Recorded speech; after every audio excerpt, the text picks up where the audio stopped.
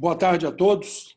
Eu queria pedir um minuto de silêncio em homenagem aos 128.694 brasileiros falecidos até hoje à tarde, vítimas do coronavírus. Solicito um minuto de silêncio.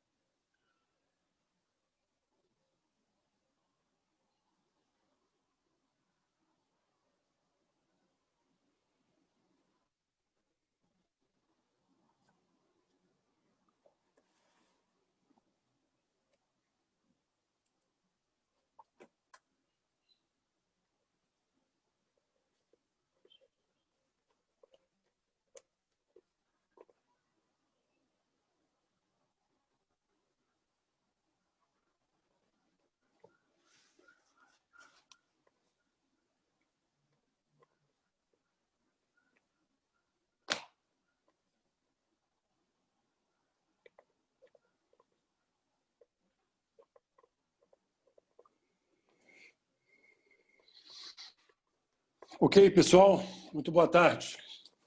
Obrigado, Henrique.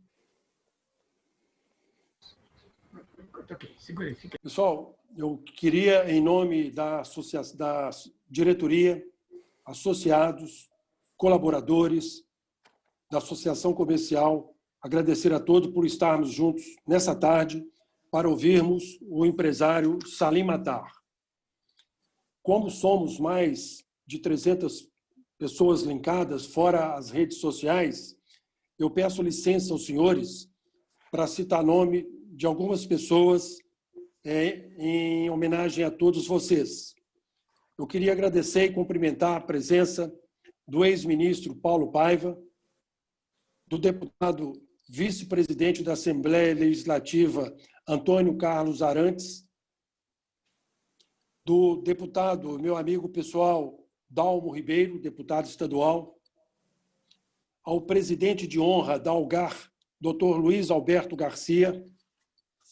Eu queria cumprimentar o presidente em exercício do CDL, José Ângelo de Mello, o presidente da FETSENG, Sérgio Pedrosa, o presidente do CIENG, Fábio Sacioto. Prezados, no ciclo de debate promovido pela Associação Comercial, tem por objetivo mobilizar cidadãos, entidades, classistas, trabalhadores, patronais, enfim, toda a sociedade como um todo, em um pacto em prol das reformas.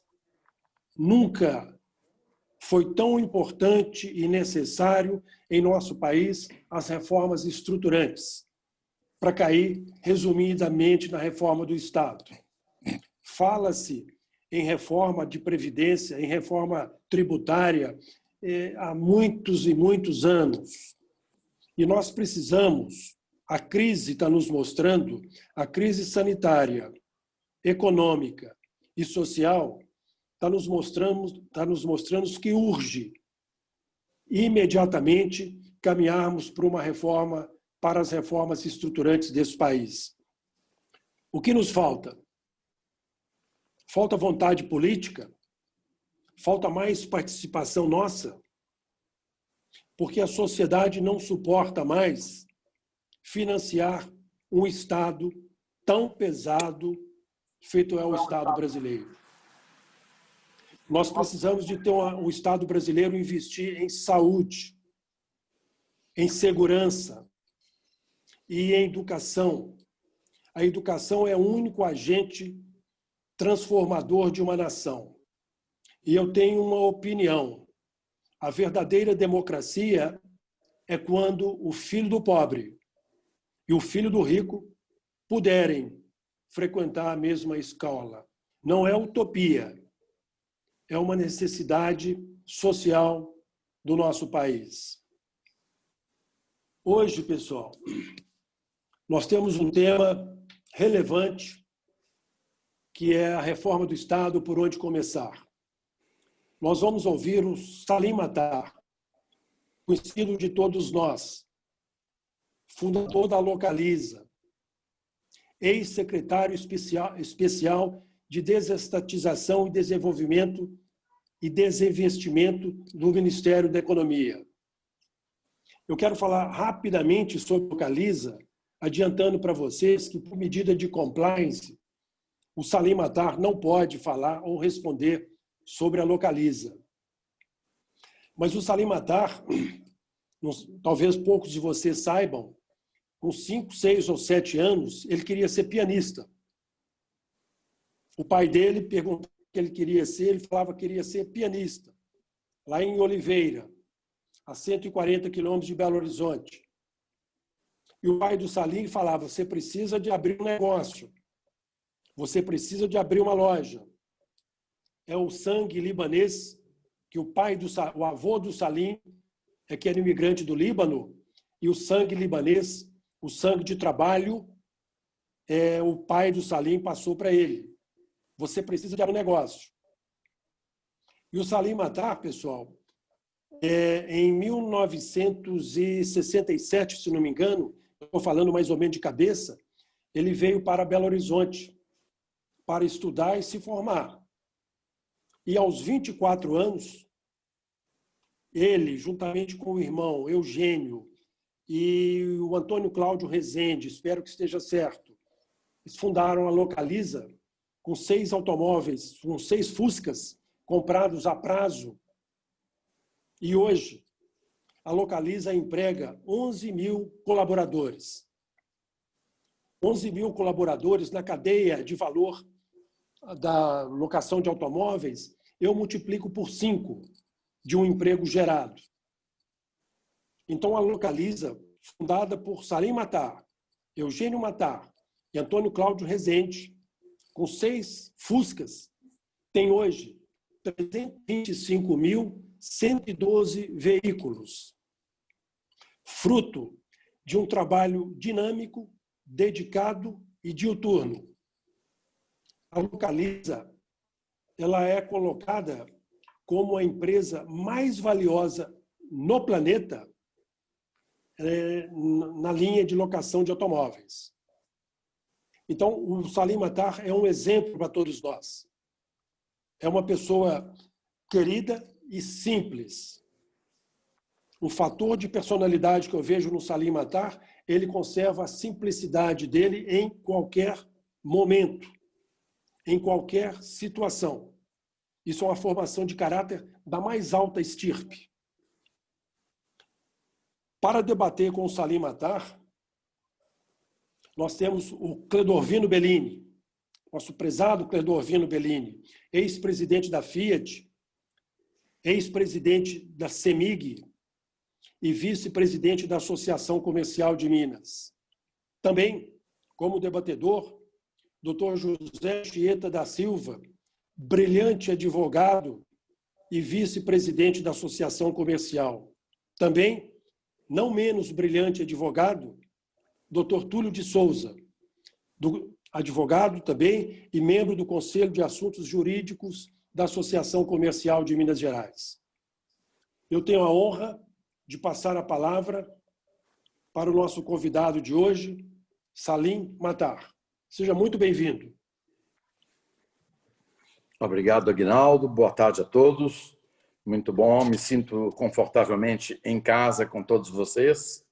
Tenho uma grande admiração pela Associação Comercial de Minas, porque ela sobrevive por espontâneas doações de cada pessoa.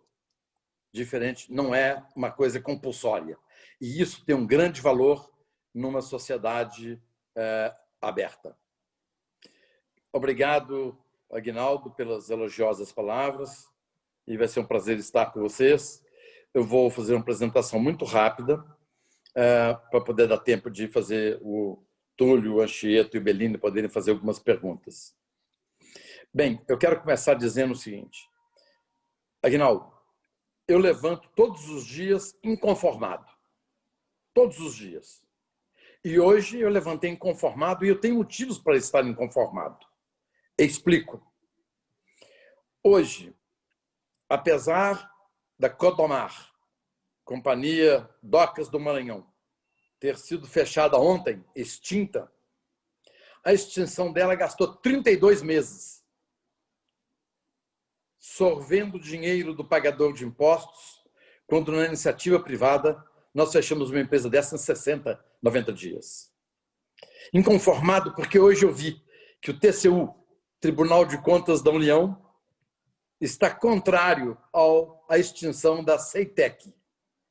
Ceitec é aquela famosa empresa no Rio Grande do Sul de chip. Ela não produz chip.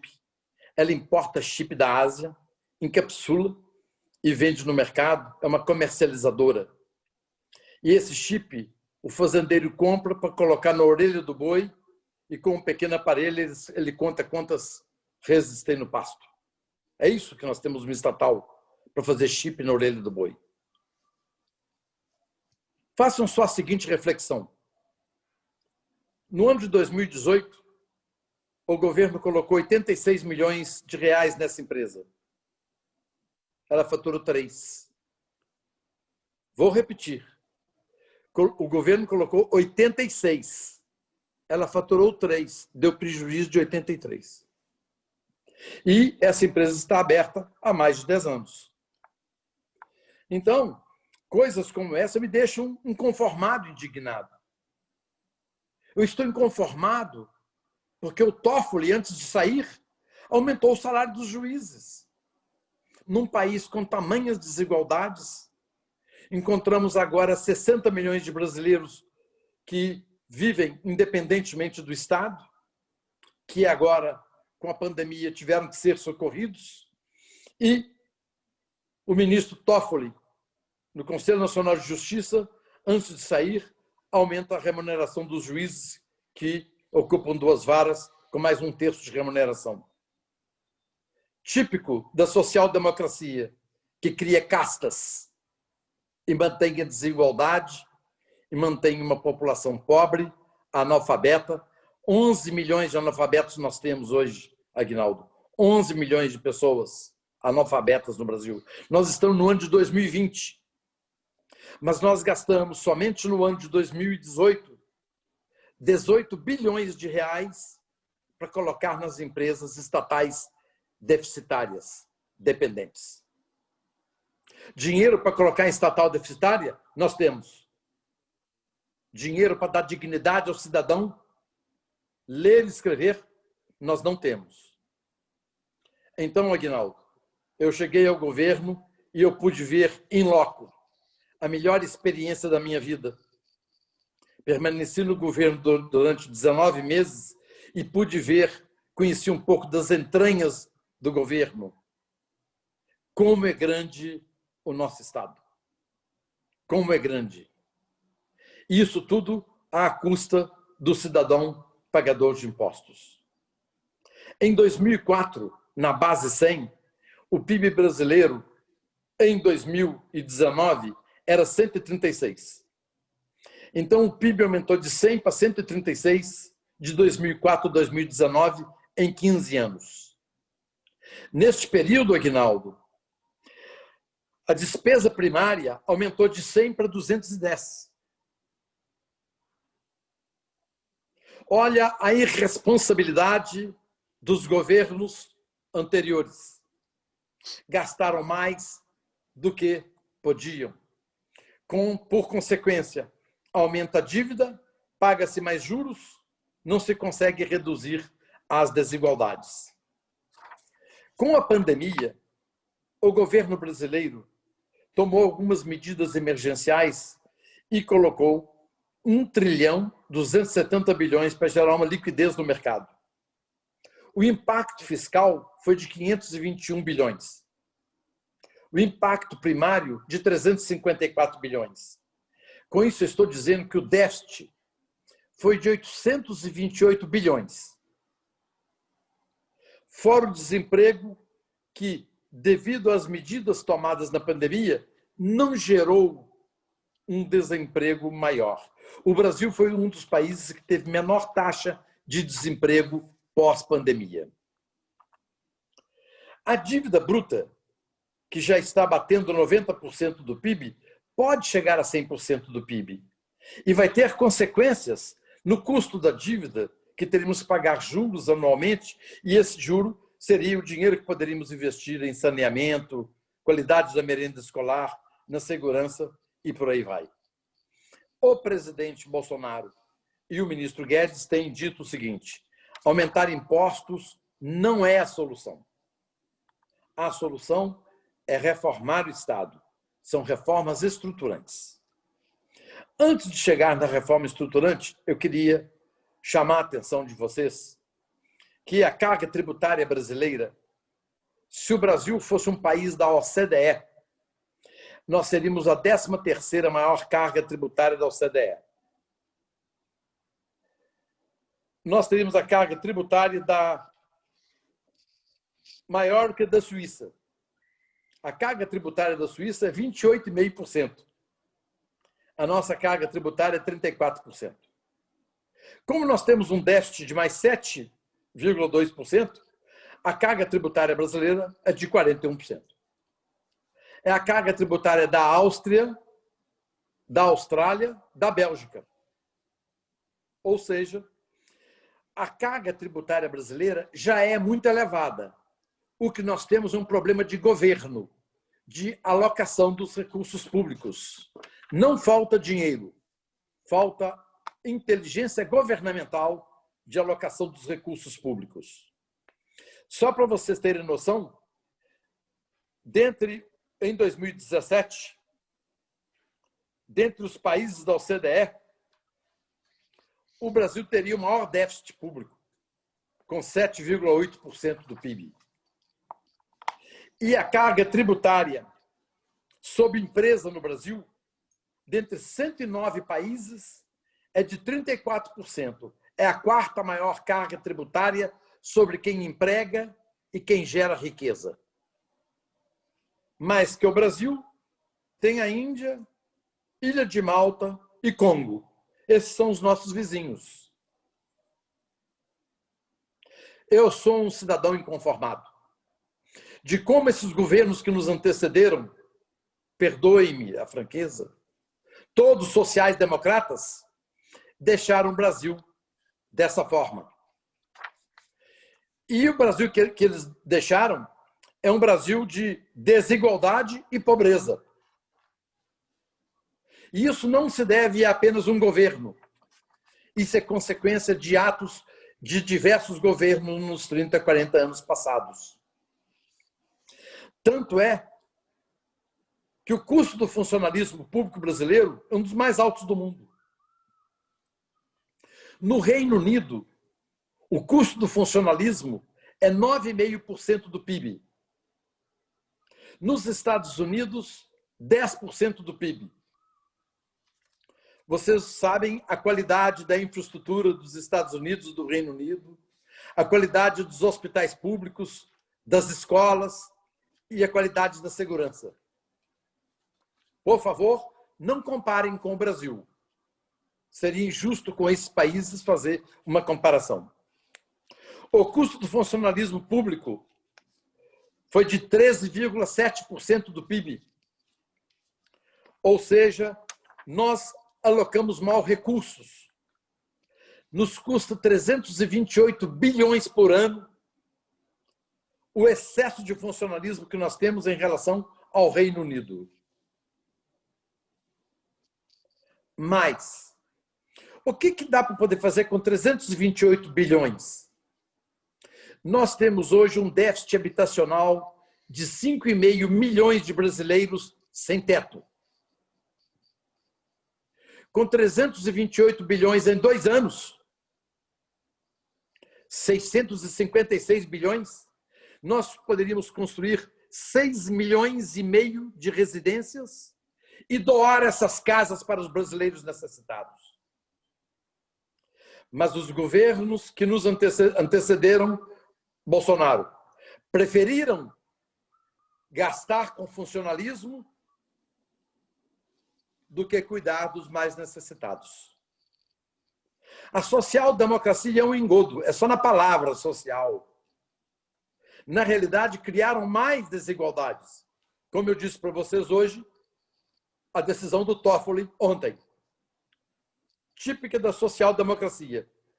Aumentamos o salário dos juízes, que são os mais bem remunerados entre executivo, legislativo e judiciário.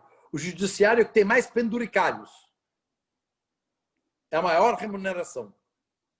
E ainda aumentou. Às custas do cidadão pagador de impostos. A renda per capita brasileira, média, era de R$32 mil. O estado mais pobre é o Maranhão, com R$13 mil. São Paulo, a locomotiva brasileira, o estado mais industrializado, possui uma renda per capita de R$47 mil. Mas Brasília tem uma renda per capita de R$81 mil. Ou seja, quem nada produz no Brasil tem a maior renda per capita. Por isso é que eu sou inconformado e sou indignado com as coisas do Brasil. Porque isso não foi um governo que fez isso, não. É governo que foi atrás de governo, aumentando salário de funcionário público. É isso que aconteceu em diversos governos. Todos eles fizeram isso. Lula, Dilma, Fernando Henrique Cardoso, Sarney, todos eles fizeram isso. Todos eles são sociais-democratas. Então, a situação brasileira é uma situação delicada com essa pandemia, onde temos um rombo, um déficit de 828 bilhões. Olha que interessante.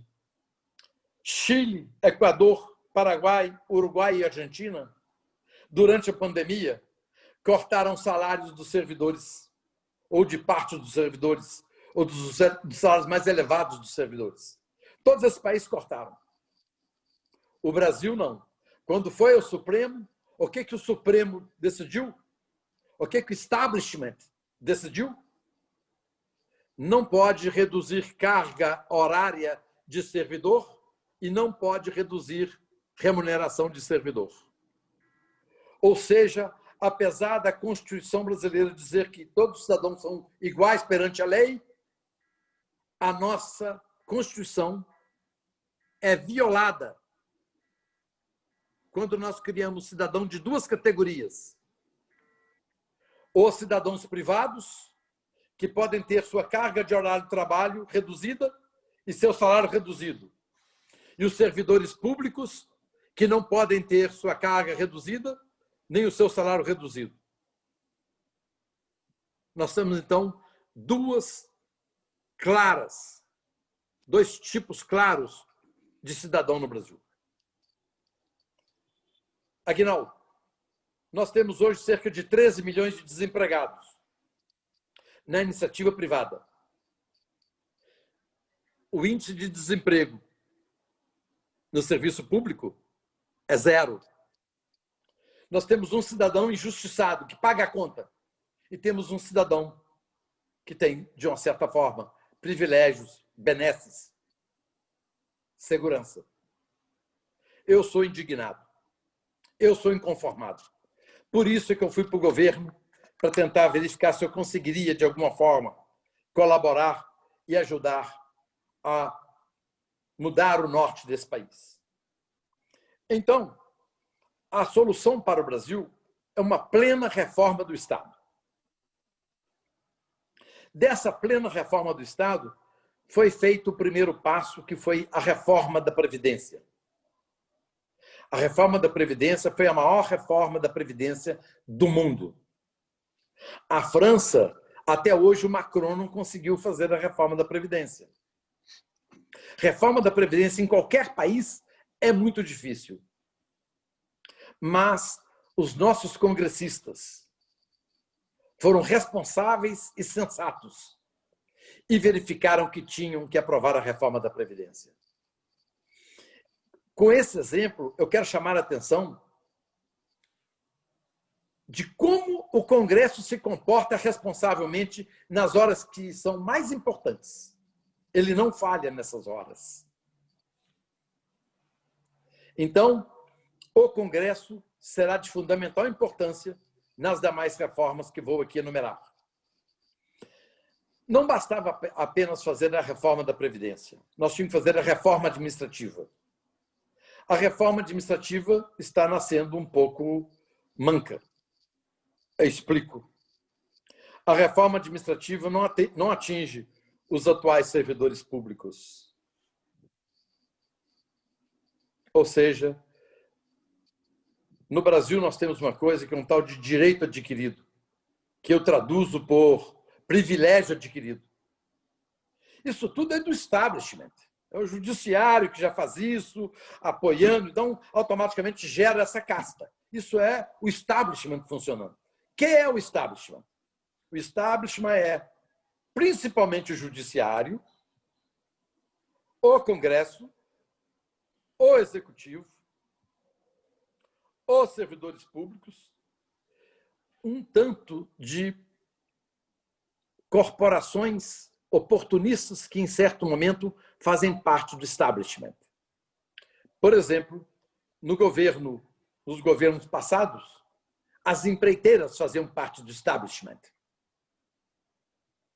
Então, o establishment não deseja que as coisas mudem, deseja que as coisas perpetuem como estão. Uma casta de servidores públicos, uma casta de servidores do judiciário bem remunerados e uma grande quantidade de pobreza no Brasil. O establishment não deseja mudanças. Por isso que a reforma administrativa já vai liberar esses 12 milhões de servidores públicos até eles morrerem ou aposentarem. Acabou. Nada vai fazer. Por isso, Aguinaldo, que eu sou inconformado, eu sou indignado de como, muitas vezes, os nossos governantes tratam da coisa pública. Precisamos também de uma reforma tributária. A carga tributária brasileira é uma das mais elevadas. E outra coisa, eu não disse para vocês, o Brasil é a 13ª maior carga tributária se fosse um país da OCDE, mas em entrega é o 30º país. Ou seja, nós temos dinheiro suficiente para manter as nossas castas, mas não temos dinheiro para poder fazer creches para que as mães da periferia possam trabalhar fora. Nós não temos dinheiro para investir nas viaturas policiais, coletes à prova de bala, melhor armamentos e notebooks para os nossos policiais. Nós não temos dinheiro suficiente para comprar para os hospitais do SUS equipamentos tão bons e sofisticados de última geração como na iniciativa privada. Mas nós temos dinheiro para aumentar o salário dos juízes, como aconteceu ontem. Por isso eu sou indignado. Por isso eu sou inconformado. Por isso eu fui para o governo. Para tentar verificar a possibilidade de mudar. Na carga tributária, enquanto eu estava no governo, não era uma coisa da minha responsabilidade, mas eu sempre dizia, por favor, deixem um cap. Se o imposto aumentar em relação ao ano passado, imediatamente tem que reduzir a alíquota para que a carga tributária não seja elevada. Eu acredito que, conhecendo a cabeça do Guedes, a reforma tributária não vai ser para aumentar impostos. Embora eu veja alguns segmentos da sociedade um pouco preocupados e cabe a mim, nesse momento, fazer minhas reflexões, porque alguns especialistas acham que vai acontecer o aumento da carga tributária. Outra reforma importante é o Pacto Federativo. O histórico no Brasil é prefeito e governador ir de Pires, em Brasília, pedir dinheiro, que é um legado do governo militar já no finalzinho para se manter no poder. Então, visa o Pacto Federativo, nós temos hoje 282 fundos carimbados, dinheiro que já vai carimbado para 282 fundos. Vou te citar dois. Enquanto ministro, Sérgio Moro necessitava de 500 milhões de reais para equipar e ampliar o quadro da Polícia Rodoviária Federal. Ele tinha um fundo de presídios de 1,9 bilhão, mas ele não podia usar esse dinheiro, porque esse dinheiro é carimbado. dinheiro só pode fazer em presídio. Os governos que antecederam Jair Bolsonaro deixaram tudo carimbado, tanto para a educação, tanto para a saúde, tudo. E eu queria chamar a atenção de todos vocês. Os dois ministérios que têm maior verba são os ministérios da educação e da saúde. Ganha um doce quem adivinhar quais os dois ministérios que tiveram as maiores corrupções. Saúde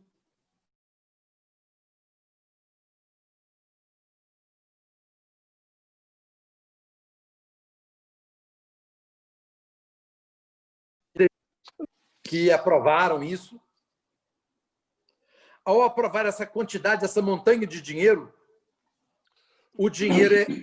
a maior parte desse dinheiro é gasto com folha de pagamento. E com isso nós temos muito dinheiro para pouca qualidade. O Brasil gasta mais do que a média da OCDE em educação. Mas a qualidade da nossa educação é pior do que toda a OCDE. Vou repetir. O Brasil gasta mais do que a média da OCDE em educação. A educação brasileira é pior do que todos os países da OCDE. Por isso que eu sou inconformado. Por isso que eu fico indignado todos os dias. Foi aprovado o Fundeb agora, recente.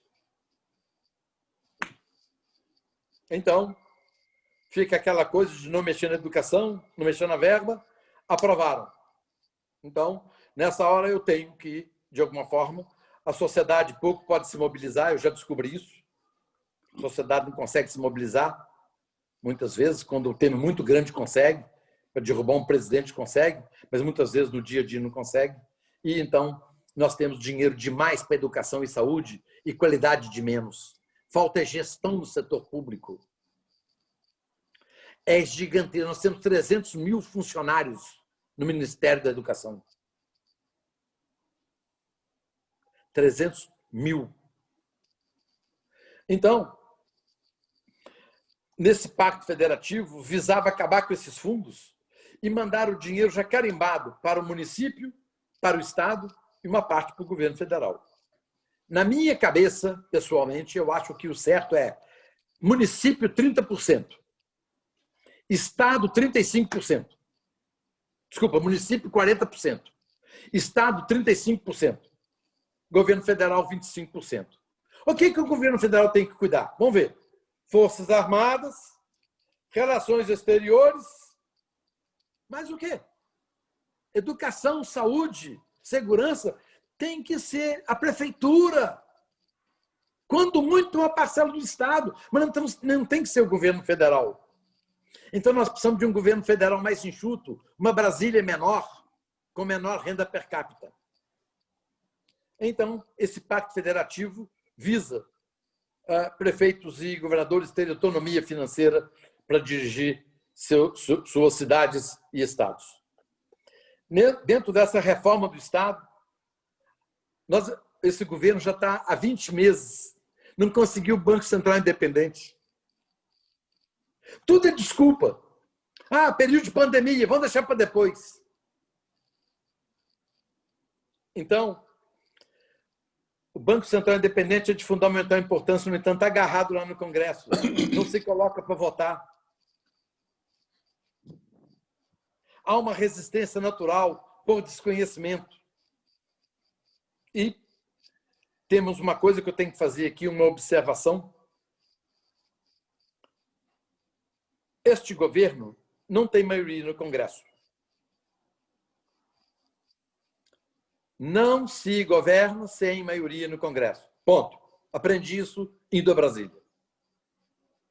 Por mais que o presidente Bolsonaro, enquanto candidato, falava que não ia entrar na política do toma lá da cá, iria acabar com a corrupção, iria implementar uma agenda de valores conservadores na família, na sociedade.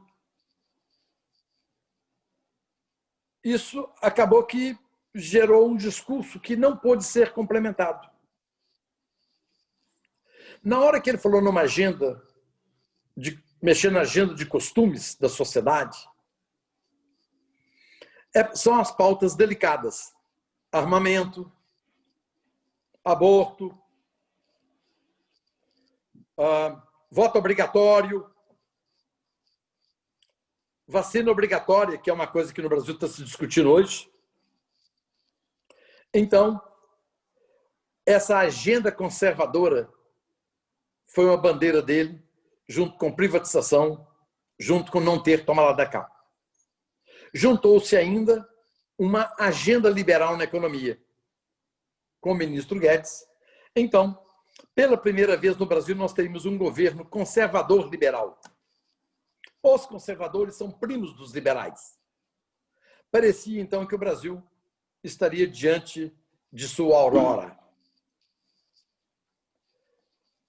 O fato é que a agenda de costumes não avançou. E a agenda liberal avançou muito pouco. Porque este governo não tem a maioria do Congresso. Quer ter a maioria do Congresso? Está no jornal de ontem e anteontem. Fernando Henrique Cardoso fazendo seu meia-culpa, dizendo que errou ao comprar o segundo mandato. No Poder 360 está dizendo R$200 mil para cada deputado. Poder 360, matéria de anteontem. Está escrito isso lá. Só estou repetindo o que está escrito lá no jornal. Ao comprar o segundo mandato, o que aconteceu com a social-democracia brasileira?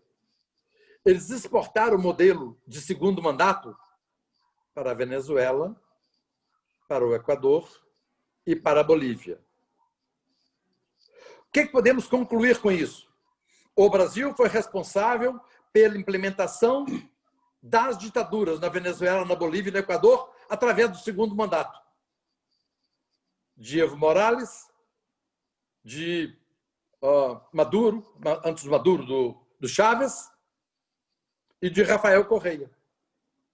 O Brasil é responsável pelas ditaduras, que eles chamam de ditaduras democráticas, desses três países.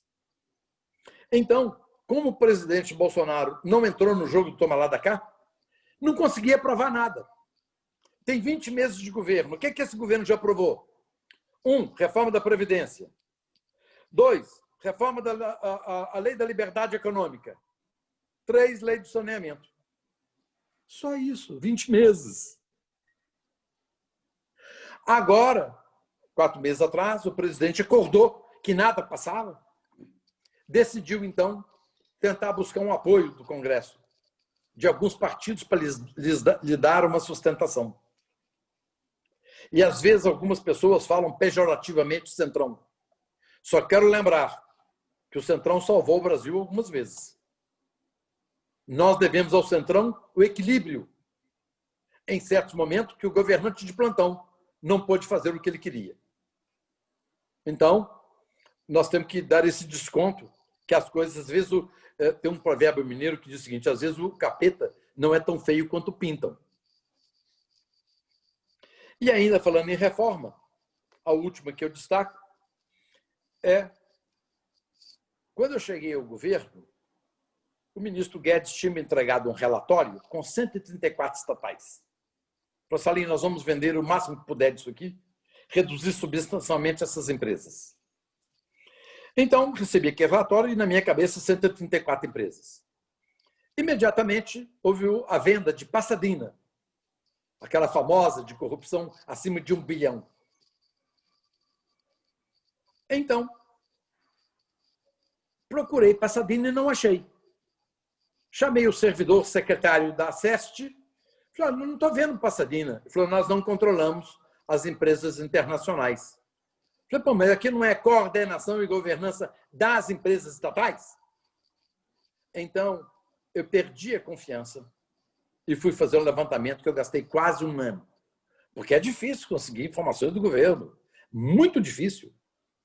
E encontrei 698 empresas.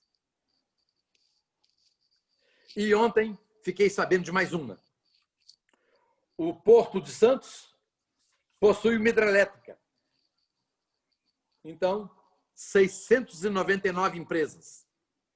Ou seja, nós temos um verdadeiro Estado empresário. Um dos motivos que me fez ir para o governo, eu estava em Belo Horizonte no mês de outubro de 2018, uma semana antes do segundo turno.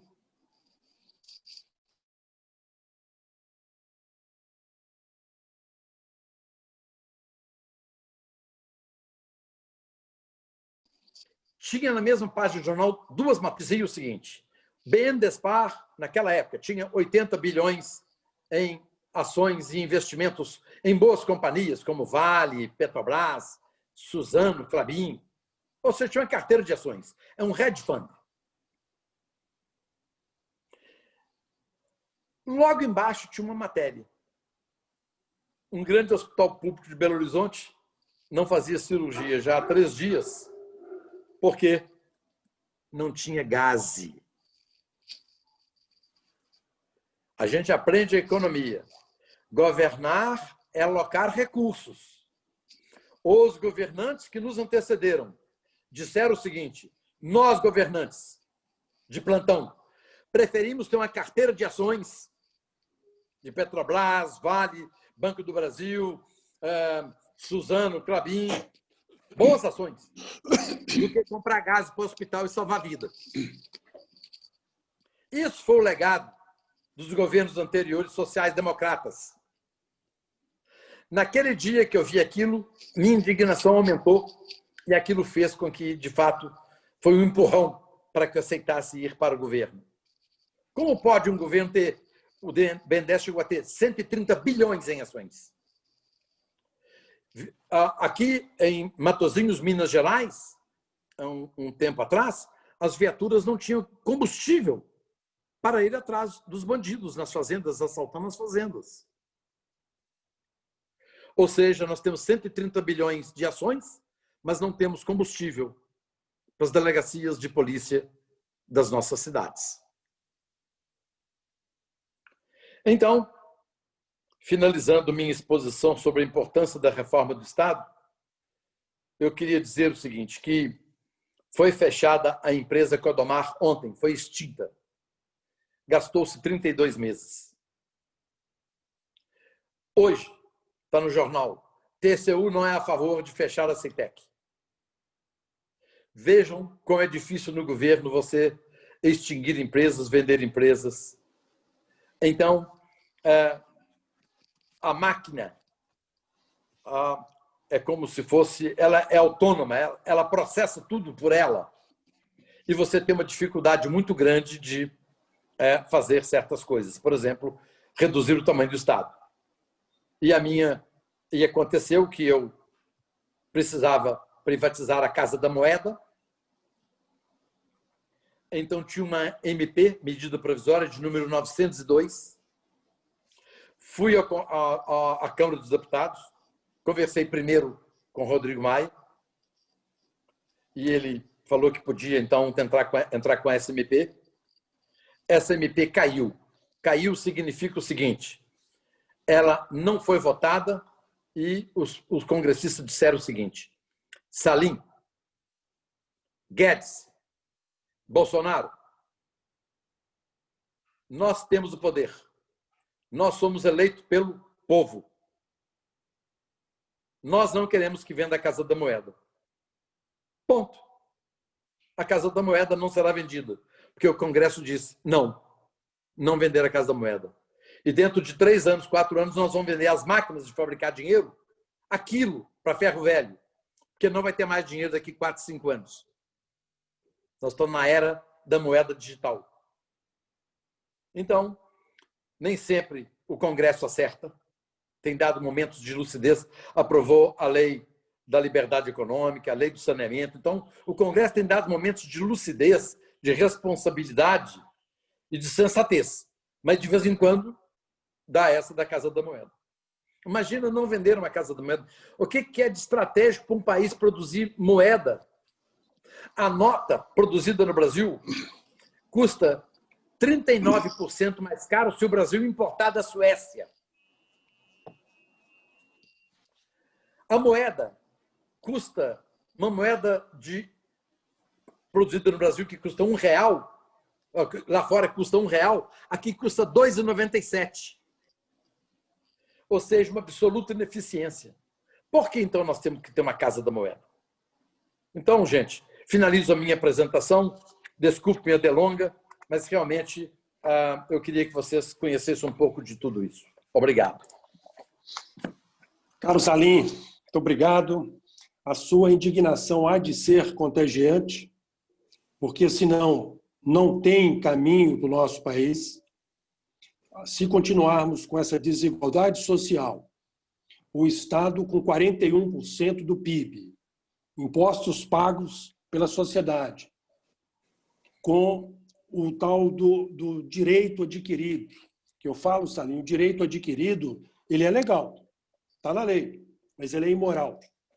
O establishment, se não houver uma mudança, Salim, eu vejo que uma geração futura terá um problema muito grande, um problema social que eu não sei até onde vai. A sua indignação, como eu disse, há de ser contagiante.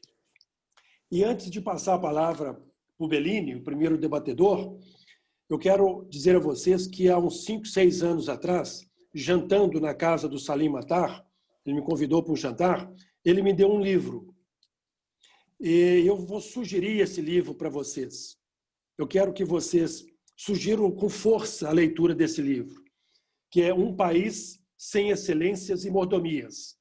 Esse livro me foi presenteado pelo Salim Matar e eu estou sugerindo, tomando a liberdade de sugerir que vocês leiam e pensem e comparem. Muito bem, continuando a nossa reunião, eu passo a palavra para o Cledovino Bellini, o primeiro debatedor, para suas colocações. Com a palavra, o Bellini.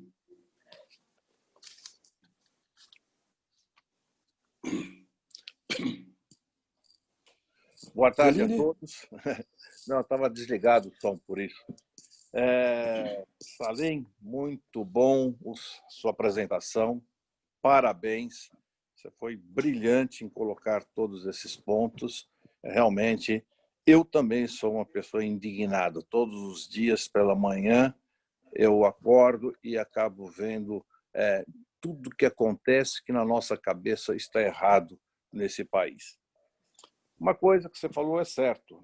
Alguma coisa da reforma do Estado está acontecendo. É uma herança, não sei se a palavra adequada, pode-se dizer uma herança maldita, que nós estamos recebendo, enfrentando, e que poderá realmente, essa herança, trazer graves consequências para o futuro desse país. A desigualdade é uma coisa absurda e cada dia mais há concentração de renda e, ao mesmo tempo, a pobreza aumenta e a falta de cultura, de educação, para mim, é o tema mais pesado. Vejo com isso a dificuldade de se eleger bons congressistas, seja nas câmaras, seja nas assembleias, seja na Câmara dos Deputados, no Senado. Agora, uma coisa que realmente eu fico pensando, sempre se diz que está ligado isso à Constituição de 88. Você não acha que deveríamos ter uma reforma da Constituição, uma nova Constituição, alguma coisa mais robusta que possa pensar num país para os próximos 50 anos, 100 anos? Bellini, obrigado pela pergunta. Eu sei que você também é um cidadão indignado, inconformado. Nós temos conversado muito ao longo desses anos. E, Aguinaldo, eu te dei esse livro no dia 27/6/17. Se você verificar na dedicatória, você vai encontrar a data do livro, ok? Recomendo para todos a leitura desse livro. Bellini, a nossa Constituição de 88, que denominaram de Constituição Cidadã. Você vê que a social-democracia é ótimo poder fazer títulos, né? Constituição Cidadã. Olha que nome bonito. Quem há de ser contra uma Constituição Cidadã? Essa Constituição foi feita num momento que aquelas pessoas que têm a minha idade sabem. Foi feito num momento de revanchismo da esquerda contra os militares e de romantismo da esquerda populista, onde a palavra dever para o cidadão tem menos de 10 vezes a palavra dever e mais de 70 vezes a palavra direito. Direito, obrigação. Uma Constituição que deu muito direito e poucos deveres. Essa Constituição, eu particularmente critico muito. Nós temos que respeitá-la, ok? Como cidadão, respeitamos a nossa Constituição, mas emitir opinião sobre ela, podemos emitir também. Eu acho a nossa Constituição muito socialista e acho que a nossa Constituição não foi feliz. O Brasil hoje, decorridos 31 anos depois da Constituição, é o que é fruto da Constituição. Gente, eu tenho que reconhecer que o legado da social-democracia foi muito forte, inclusive uma Constituição. Eu me lembro de uma fotografia da Constituição onde tinha Mário Covas, Ulisses Guimarães, Fernando Henrique Cardoso e outras personalidades da esquerda comemorando, celebrando essa Constituição. O problema, Berini, de uma Constituição, refazer uma Constituição é o seguinte: é perigoso sair uma Constituição hoje pior do que a que estava antes.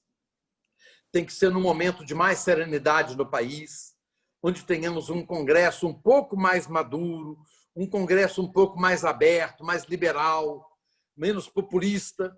Então, seria a hora de fazer uma reforma na nossa Constituição. Não agora, porque haveria risco. Muito bom. Ok. Prezado José Anchieta da Silva, está com a palavra. Meu caro palestrante Salim Matar, te ouvi com uma avidez que você não imagina. É provável que não tenha sido fiel na feição daqui, o tanto que eu gostei do que eu ouvi, e gostei da mesma forma, da maneira que pontuou o primeiro provocador, que é exatamente o nosso amigo também vice-presidente Bellini. Vamos lá.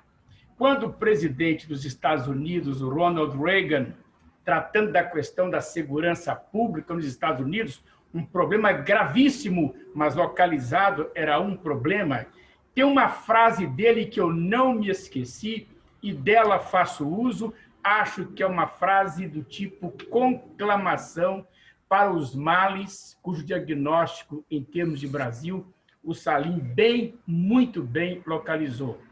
O que Ronald Reagan disse, dirigindo aos americanos, é nesta expressão: se não formos nós, quem? Se não for agora, quando? Esta expressão a gente transporta para cá por quê? O Salim, empresário absolutamente vitorioso, foi no governo vitorioso, porque o diagnóstico que ele fez lá é para nós acreditado e suficiente para que a Associação Comercial de Minas, presidida por Aguinaldo, adote uma posição. O Aguinaldo tem feito a pregação de um pacto nacional. Não é diferente, com certeza, do que propõe Salim, também não é diferente do que propõe Bellini. Mas vamos lá. Este projeto da Minas, na verdade, a reforma do Estado, ela acaba sendo uma reforma continente, dentro de cuja reforma continente nós temos a da Previdência, que, bem ou mal, não partilho do entusiasmo do Salim nesse ponto, ela foi feita, ela foi entregue. Mas nós temos uma reforma tributária, que reforma tributária não é. O que se mandou para o Congresso, para ser reforma, tem que mudar o conceito no léxico do que é que seja reforma. A tributária. A outra reforma, a administrativa, para nossos bisnetos. Para nossos bisnetos. Com os desmandos orçamentários, me desculpem, não estou poupando palavra e não me peçam para arrepender, porque eu não vou me arrepender. Com os desmandos orçamentários nos 3 poderes e adjacências, Isto que se cogitou de reforma administrativa é um nada.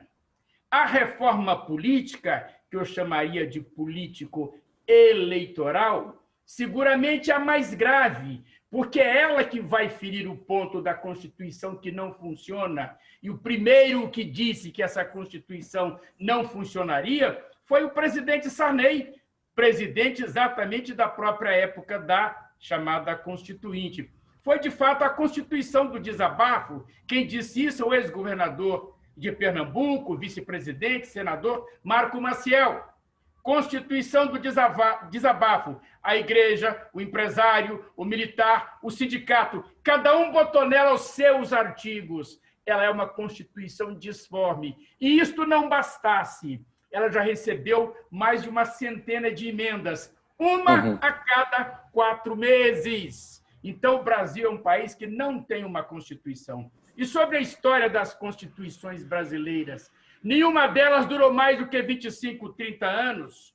Contem na história a Constituição republicana, para começar em 1891 até o dia de hoje, essa Constituição já preencheu seu ciclo. E ela é vitoriosa em 2 extraordinários pontos. Ela garantiu a democracia e ela valorizou a cidadania. Quanto ao demais, ela estragou o Brasil. Ela nos trouxe um país absolutamente não governável. Portanto, Salim, já estou terminando, senhor presidente. O que eu quero dizer é o seguinte, meu caro Salim Matar, o piano que você não tocou, a gente propõe te entregar uma orquestra para que você, de braços dados com Aguinaldo, de braços dados com Bellini, nos ensine, nós do mundo e da atividade empresarial, que caminho trilharemos. A questão que eu coloco é muito simples. Qual o primeiro ato? Por onde vamos começar? Porque o diagnóstico você já fez. Por onde é que a Seminas vai começar? E quero ouvir a sua resposta, lembrando que a pregação do presidente Aguinaldo, dizendo da indispensabilidade de um pacto, nada mais urgente do que um pacto, sobre nova Constituição, que eu prego já faz tempo, deixar bem claro, não é para amanhã cedo, na primeira hora, mas a pregação de uma nova Constituição, uma Constituição de verdade, já é hora de fazê-lo. E é hora de fazê-lo em público e não mais em salas fechadas. Eu queria ouvir um pouco mais do Salim Matar sobre este ponto último, pelo menos. Muito obrigado. Zé Anchieta, eu concordo com tudo, bem, com tudo que você falou sobre a Constituição. Realmente, no aspecto de cidadania, ela foi muito, muito, muito boa, perfeito, mas ela colocou Estado demais na nossa vida.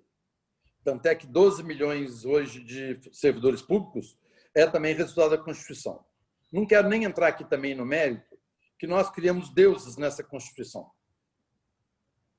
Hoje, um indivíduo investido da autoridade de Ministério Público, ele pode provocar um grande desastre na vida de uma pessoa ou de uma empresa e não ter nenhuma consequência para ele. Então, isso aí é alguma coisa que eu acho que nós temos que fazer uma reflexão se não houve um exagero da Constituição em certos aspectos. Mas o que tem, para poder ir direto no cerne da questão, é o seguinte: nós precisamos, de alguma forma, eleger uma bancada de gente boa no Congresso, independente de partido. Tem hora que precisa ser de partidos, porque tem hora que, quando o voto é individual, o seu amigo, não importa de qual partido, ele vai votar a favor daquela causa.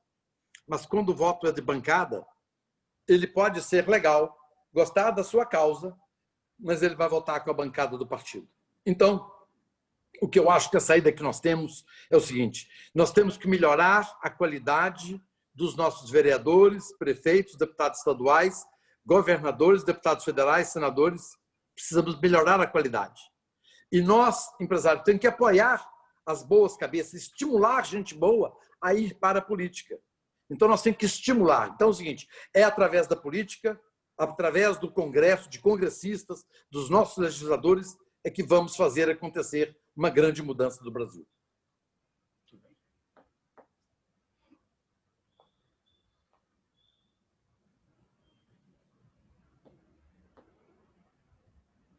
Quer tirar a minha?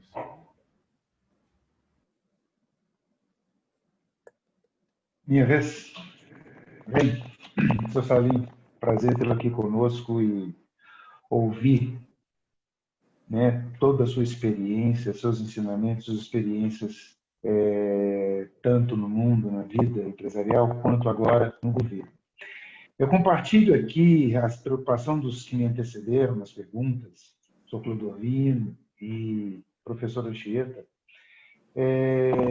mas eu vejo que nós temos um passado que é importante. O senhor falou muito sobre social-democracia. Nós desprezamos o passado liberal do Brasil, conservador, e que eu ouço colocar que é a República Velha. Né? A República Velha ela foi a grande ponte de desenvolvimento do nosso país. Todas as universidades brasileiras, pelo menos as principais, elas foram criadas na República Velha. A UFMG, Viçosa, a USP. Né? Então, mas, infelizmente, como diz um amigo meu, Itamar, professor da PUC, aposentado, naquela época nós tínhamos uma elite sem povo. E hoje nós temos um povo sem elite. Né? Quando o senhor fala que nós precisamos melhorar a qualidade dos nossos políticos, o Clodovino chama a atenção para uma reforma constitucional, o professor Anchieta para um pacto. Né? O que vem à minha cabeça é o nosso povo, a nossa sociedade. Porque ela também foi mal acostumada. Né? Ela convive desde os anos 30 com esse Estado gigantesco. Né? E espera que esse Estado proveja tudo. E chegou o momento de mudar. Nós estamos num momento em que a sociedade tem que fazer escolhas. E é isso que está acontecendo com a sociedade brasileira. Ela tem que fazer escolhas. Mas nós precisamos de uma reforma constitucional que contemple essas escolhas, de um pacto nacional que contemple essas escolhas. Né? E aí eu vejo o exercício da política. E gostaria de ouvir o senhor como o senhor vê essa transição da sociedade, porque tudo isso vai depender de quê? Da política. Né? Que é necessário uma maioria no Congresso, que é necessário uma reforma constitucional, que é necessário uma reforma tributária. Não tem jeito de fazer isso tudo sem um exercício da política em alto nível. E política depende do quê? De você dotar a sociedade dos instrumentos, né, necessários para que ela possa fazer essas escolhas. Né? E eu vejo, por exemplo, a reforma política é fundamental. Eu não consigo eleger boas bancadas com o atual sistema eleitoral. É impossível. Né? Eu gostaria de ouvir do senhor o que, na sua experiência em Brasília, lidando com o Congresso e dentro dos seus objetivos, daquilo que o senhor vislumbra para o futuro do país, né? Como nós vamos conseguir fazer essas escolhas, né? E fazendo política de alto nível. Obrigado, Túlio. Ao enumerar as reformas necessárias, eu saltei sem querer a reforma política, que já foi bem abordada pelo Zé Anchieta aí. É um absurdo, por exemplo, um voto distrital hoje, Túlio, não passa no Congresso. Não passa. Porque se você tem o voto distrital, você não precisa de financiamento de campanha. Agora, quem votou financiamento de campanha foram eles. Então, de uma certa forma, você verifica que tem, às vezes, uma certa contradição. Agora, o voto distrital hoje não passa nesse Congresso. Ou seja, mais ou menos é o seguinte, nós queremos onerar o Estado com verbas de financiamento de campanha e preferimos esse modelo político que está do que voto distrital e distrital misto, que reduz substancialmente o custo de campanha. Devo dizer para você que o Congresso hoje, eu tive muito contato em Brasília e vi que é o seguinte, tem muita gente boa no Congresso, mas muita gente boa. Tanto no Senado como na Câmara dos Deputados, mas muita gente boa. Só que não é a maioria. Ainda é uma minoria. O que nós temos que fazer é aumentar a qualidade para que essas pessoas acabem sendo, num certo momento, maioria. Mas eu tive contato no Senado e tive contato na Câmara dos Deputados com bancadas espetaculares que apoiam causas que para nós fazem sentido. Perfeito? Então é o seguinte, nós precisamos aumentar o número qualitativo, mas já existe hoje no Congresso essa qualidade. Agora, não adianta ter um Congresso muito bom se nós não tivermos um líder. Aconteceu no mundo, simultaneamente, nos Estados Unidos e no Reino Unido, ter simultaneamente Reagan e Margaret Thatcher, que irradiou para o mundo inteiro. Se o Reagan estivesse no Brasil ou Margaret Thatcher estivesse na Suíça, não ia fazer diferença. Mas no Reino Unido e nos Estados Unidos fez diferença. Então, nós precisamos de um líder, como foi Reagan. Um líder, como foi Margaret Thatcher, que liderasse essa transformação do Brasil para acabar com as desigualdades. Verifica hoje o que eram os Estados Unidos e o Reino Unido antes de Margaret Thatcher e hoje em termos de desigualdade. Como foram reduzidas as desigualdades? Então, eu diria para você que nós temos que contar com os astros sem que se alinhar. Nós temos que ter uma maioria de bons congressistas em ambas as casas e precisamos ter também, correto, um grande líder para poder fazer essa transformação. E esse líder, se não tiver a maioria do Congresso, ele não vai conseguir fazer nada. Então, tem que ter a maioria do Congresso.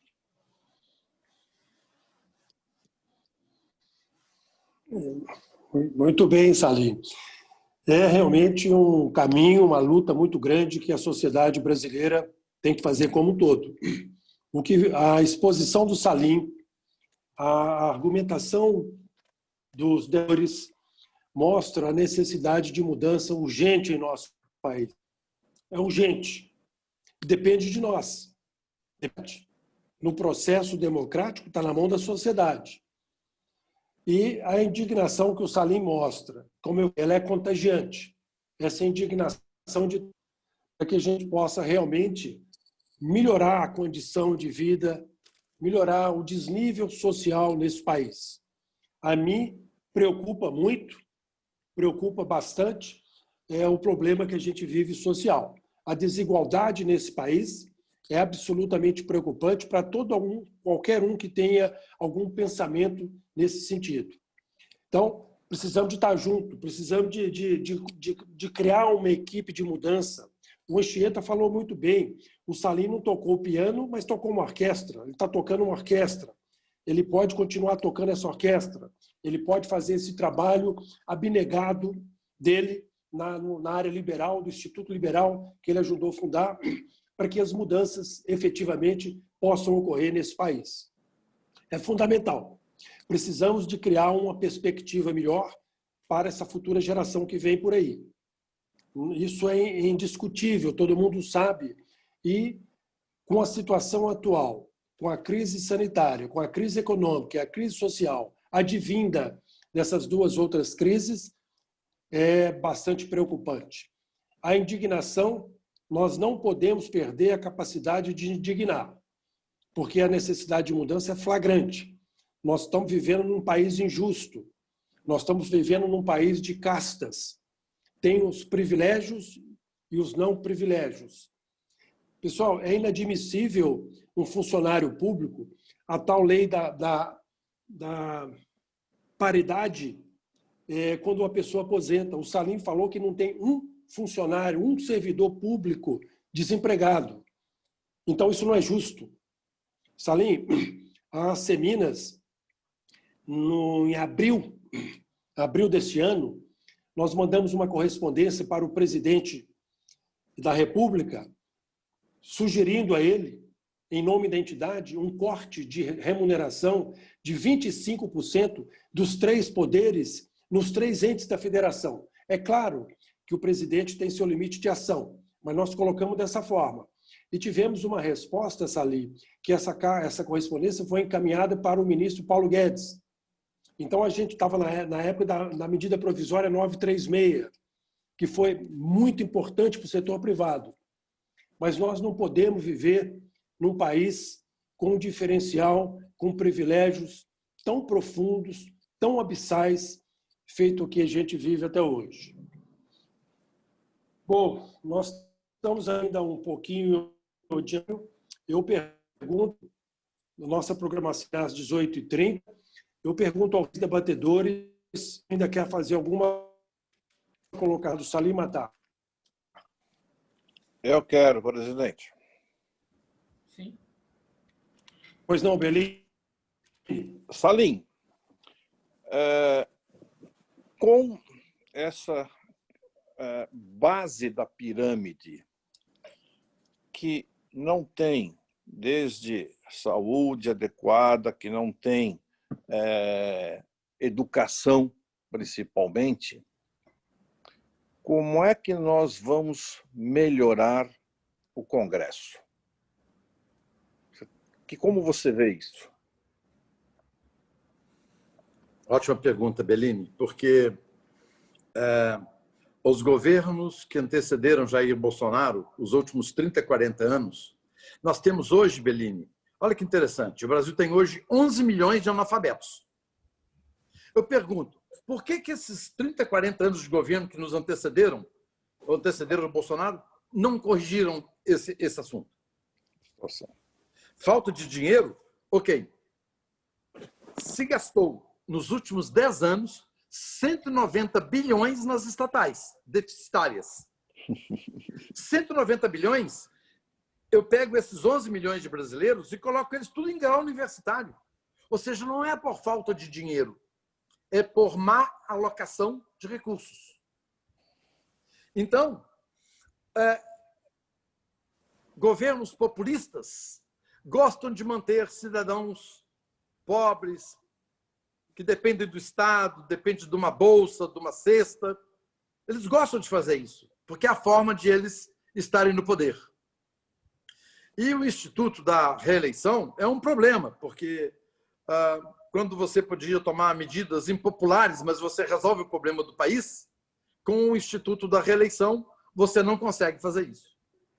Então, o que nós temos que fazer é o seguinte. Hoje, Bellini, nós temos 12 milhões de servidores públicos e 30 milhões de carteira assinada. Nossa Senhora. Ou seja, dos trabalhadores formais do Brasil, 1/4 são servidores públicos. Então, sim, nós temos que reduzir o tamanho do Estado. O Estado brasileiro é gigantesco, obeso, lento, burocrático e oneroso para o cidadão pagador de impostos. E ele fica interferindo na vida do cidadão, como, por exemplo, obrigando ele a tomar vacina. Mas, desculpa, Estado, desde quando você pode entrar na minha casa e me dizer o que é que eu vou almoçar ou comer, onde vou morar? Você não tem o direito de me obrigar a tomar uma vacina. Essa atitude do cidadão. E a diferença entre liberais e sociais-democratas é simples. Os sociais-democratas acham que o cidadão é um incapaz, um boçal, que não sabe comprar um pequeno remédio, uma cibalena na farmácia, e que ele precisa de uma receita médica. Que ele é obrigado a votar. Ele tem que sair de casa, tem que votar. Se ele não votar, ele vai ter consequências na vida dele depois. E o Estado liberal parte do princípio da liberdade do indivíduo tomar a decisão e arcar com as respectivas consequências. Eu não vou sair de casa para votar, não quero votar. Aí acaba que o cara sai de casa para poder votar, vota em branco ou nulo. Então, qual a vantagem de fazer o cara votar se ele vota em branco e nulo? Deixe que o indivíduo, o direito do voto é um direito sagrado do cidadão, de exercê-lo, mas não de ir lá na urna votar. Então, a diferença entre liberal e social-democrata é que o liberal parte do princípio da responsabilidade do indivíduo. Ele toma a decisão. E o social-democrata acha que o cidadão é incapaz, vai tomar a decisão por ele. Assim, quando um cara é vegetariano, se ele é liberal, ele aceita o vizinho dele comer um bife de picanha. Mas, se um esquerdista, ele é vegetariano, ele não aceita o vizinho dele comer um bife. Ele quer que ninguém possa comer um bife. Gente, isso é a clareza que eu tenho do exemplo de esquerda com direita. A esquerda, quando acha uma coisa, todo mundo tem que pensar igualzinho a eles. Eles não aceitam a pluralidade de pensamento. Eles não aceitam a diversidade de pensamento e oposição ao pensamento. Então, nós temos que libertar mais o cidadão brasileiro, dar mais liberdade para o cidadão. Nós estamos de menos governo. Menos governo, mais cidadão. Salim, Obrigado. esses 11 milhões de funcionários públicos custam 13,7% do PIB. Exatamente isso. Verdadeira loucura. Anchieta e Túlio, querem falar ainda alguma colocação? Temos um pequeno tempo. Meu caro Salim, Eu falo em seguida. eu prometo que eu não vou pedir do nosso palestrante nenhuma revelação de alcova, mas eu faço uma pergunta muito pontual, agora já quase no encerramento da sessão, pelo seguinte: nós não vamos desistir do Brasil. Nós temos que consertar esse transatlântico no meio do oceano. Em Brasília, na Brasília que você viveu, o grupo que pensa Salim Matar é razoável? É muito pequeno? É médio? Porque nós temos que consertar esse transatlântico com as armas que temos. A minha pergunta é: quantos Salim Matares você deixou em Brasília? Ótima pergunta, Anchieta. Nos anos 80, nós, membros do Instituto Liberal, cabíamos numa Kombi. Então, todos do Brasil cabiam numa Kombi. Avançamos bastante.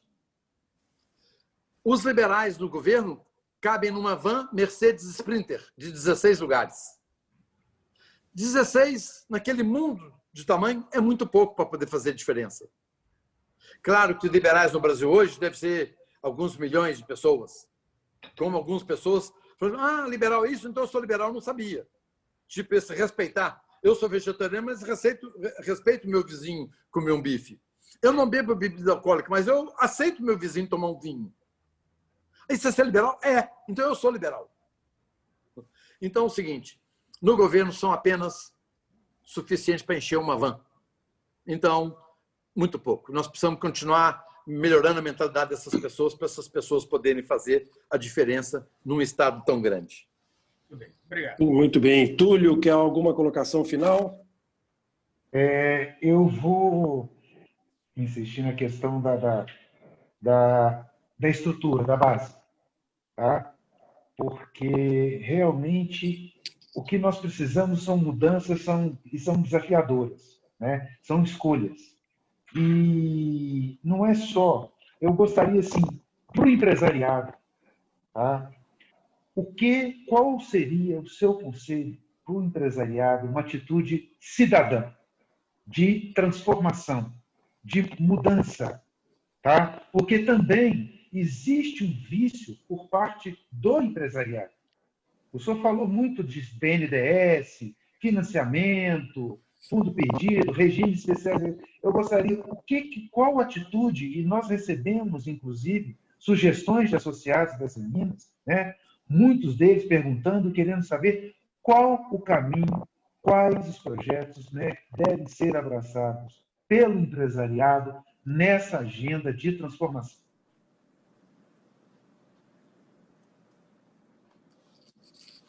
Ok, Túlio, cortou, mas eu acho que eu entendi sua pergunta e foi ótimo para a gente fazer o encerramento disso. Eu acho que o empresário cidadão existe e está arraigado em todo empresário esse espírito de cidadania. Em princípio, os empresários são, por natureza, a favor do livre mercado, de um governo menor, de menos impostos, das liberdades, da democracia. Então, os empresários são, via de regra, mais liberais.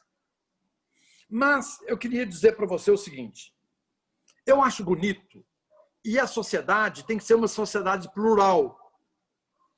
Eu acho espetacular e eu vejo inúmeras atitudes dos empresários e das associações de classe também. Por exemplo, levantando recursos ou ajudando patrocínio da Orquestra Sinfônica, ajudando a igreja do bairro, pintar a igreja do bairro, ajudando o asilo, ajudando um hospital de câncer, ajudando escolas de periferia a formar os jovens. Eu acho espetaculares todas essas iniciativas de apoio institucional a uma causa. Não importa que seja uma escola, que seja a reforma da igreja, que seja a Orquestra Sinfônica. Eu acho isso maravilhoso. Isso significa que a nossa sociedade é uma sociedade cidadã. ela está comprometida que acha que nem tudo tem que ser o governo fazer. Aquilo que ela puder fazer, ela faz, não precisa do governo. Então, os empresários são muito mão abertas na hora de patrocinar, de ajudar asilos, hospitais, sinfônicas. Eles ajudam muito. Você consegue, levanta dinheiro, recursos. Construir uma nova creche, construir um orfanato novo. Então, os nossos empresários têm dado gesto de cidadania fazendo isso. Na hora da eleição, interessante, essas mesmas pessoas, mão abertas, que ajudam a pintar a igreja, a sinfônica, a escola da periferia, o hospital da periferia, às vezes não se sentem tão confortáveis em ajudar candidatos bons que poderíamos ajudar. Então, fica para vocês uma reflexão. Não deveríamos, já que é através do Congresso que nós vamos fazer a grande transformação do Brasil, não deveríamos apoiar financeiramente, dentro das nossas limitações, R$100, R$1.000, não importa qual é a sua limitação, do tamanho do seu bolso, mas na época das eleições, agora precisa ter uma eleição de vereador. Não está na hora de escolher 2, 3 bons vereadores? Tem um exemplo, Aguinaldo, no Espírito Santo, que se chama Espírito Santo em Ação. Os empresários de lá se juntaram, formaram um caixa, conversaram com todos os deputados, viram a pauta, os que estavam com a pauta, eles deram a relação. Pessoal, esses deputados estão com a nossa pauta, pode ajudar. Esses aqui não ajudam, que não é a nossa pauta. Então, talvez as nossas associações de classe, a CM, a FIENG e outras, pudessem dizer, gente, nossa associação indica esses 4, 5, 8 candidatos para você aprovar. Ajude-os financeiramente, se você puder. Dê R$1.000, R$500, R$100. Ajude essas pessoas. Então é o seguinte, nossas associações de classe poderiam fazer peneirar, escolhendo os melhores candidatos. Não dá para ajudar todos, porque para ganhar nós temos que ajudar poucos. Então tem que fazer uma escolha daqueles candidatos que, de fato, nós queremos ajudar e que compartilham dos nossos valores, quer sejam conservadores nos costumes, quer sejam de livre mercado, liberais na economia. Eu vou ter que, Aguinaldo, sair dentro de 2 minutos, que eu tenho uma live com o IBMEC, que faz 30 anos hoje, então às 18h30 eu tenho uma live, viu? Salim, ok, nós só temos que agradecer a você, quis terminar realmente no horário, as suas colocações são absolutamente importantes para todos nós e que você continue, Salim, na sua semeadura no Instituto Liberal, formando na formação de líderes, que eu sei que é o foco do seu trabalho, a sua dedicação. É essa, temos profundo. Agradeço ao Bellini, ao